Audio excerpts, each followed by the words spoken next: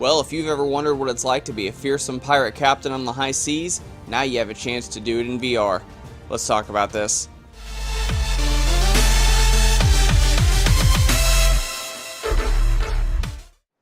Hey everybody, what's going on? Brandon here, and this is Furious Seas. Now this is a video I've actually been working on over the last month. A lot of things have happened with my computer, behind the scenes with the channel, so I'm sorry this video is so late, but I'm finally here to talk about it, and let's get started.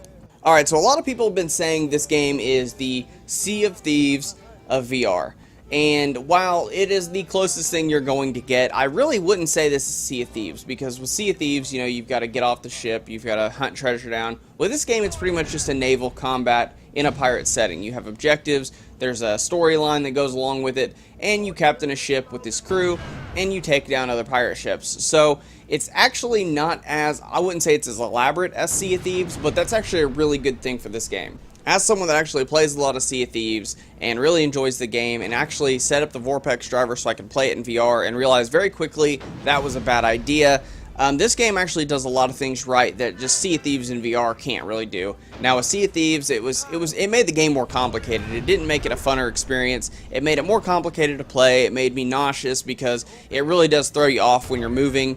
And it wasn't a good idea. I played it for about 2 hours, and I never went back to playing Sea of Thieves in VR again. Now, what Furious Seas really does good is the little things, and it's the little things that sets it apart, and things you probably wouldn't even really notice when you're playing a game like this, but if somebody points it out, you'd obviously notice. Now, one of the big thing is the motion sickness. Now, when you're playing a game in VR, your brain thinks you're moving while your body's not actually moving, and in some games, you can get motion sickness because of this, or it can make you dizzy, make you want to fall over. And Furious Seas, actually, I was shocked at how well they managed to handle this, because while I'm in the game, yes, I feel like, you know, I'm a captain on a ship, I feel like I'm, you know, on a pirate ship, and I'm moving, but I'm not getting motion sickness, and it's really not making me too dizzy. Yeah, I sway side to side a little bit sometimes because my body thinks, you know, I'm turning or I'm moving a certain direction, but for the most part, the game handles it really well, as opposed to, there's another game, it wasn't really a pirate game, it sort of was. You play like these little animals, and you shoot cats and fish out of cannons, and it's a multiplayer battle game, and when I played that the first time, it made me really dizzy, gave me really bad motion sickness. And this game, was what I thought was going to happen with that, and it didn't. Furious Seas actually handles it really well, and it's one of those little things that just kind of sets it apart from every other game or any other game in the genre. If you're going to be playing VR, is that you need to be able to handle motion sickness, and not even Minecraft handles motion sickness very well. So the fact that this game handles the motion sickness aspect so good, it's miles above almost anyone else making a game like this. Now the premise is pretty straightforward. You're a captain, you've been betrayed, you've got a ship, you want to take revenge on the person who betrayed you, so you go out on your boat and your objective is to take down these ships. Very simple, easily laid out, and works very well. The way you control your boat, you have two bells. You ring one bell to lift your sails up. The more you ring the bell, the more it gets lifted up. The more you ring the other bell, the more they drop. You steer. You have an aiming cannon which fires off one shot.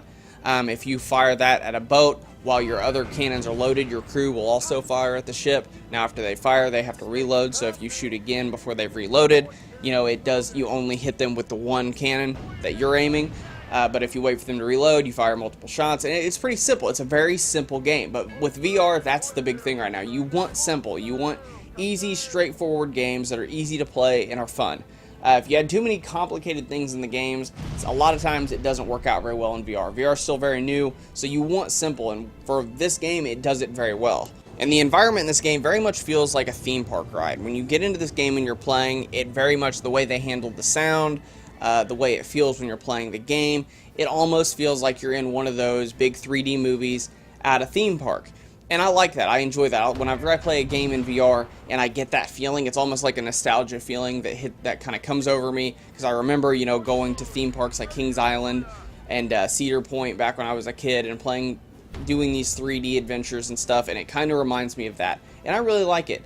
It doesn't take itself way too seriously. You can tell when you play the game. It's not making itself overly complicated. It's not taking itself too seriously. It's just a game for you to have fun, and that's what I really enjoy about it. And the ship battles in this game are a ton of fun. I mean, you get in these ship battles and you really do feel like you're the captain of a ship and you are trying to take down another vessel, and it's enthralling. It really does. It pulls you in, it captivates you, and it makes you feel like you're part of this environment, and that's what VR needs to do.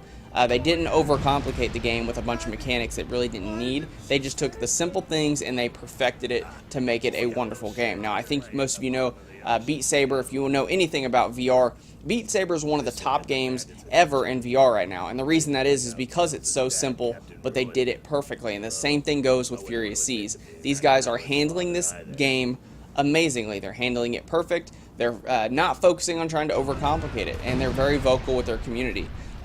Which I like to see. I like to see developers that, really care about their game enough to where they will talk to the community and get feedback and, stay vocal.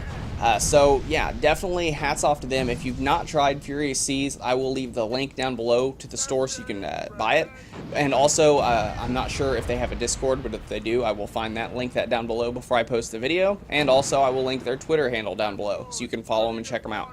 But that's all the time I got for this one, guys. I hope you guys enjoyed this video. I'm sorry it's so late. If you like this video and you want to see more, please click that red subscribe button. If you want to know anytime myself or Nathan upload videos, please click that bell icon. YouTube is not giving notifications out anymore. So, thank you guys. That's all the time I got. I will see you guys next time.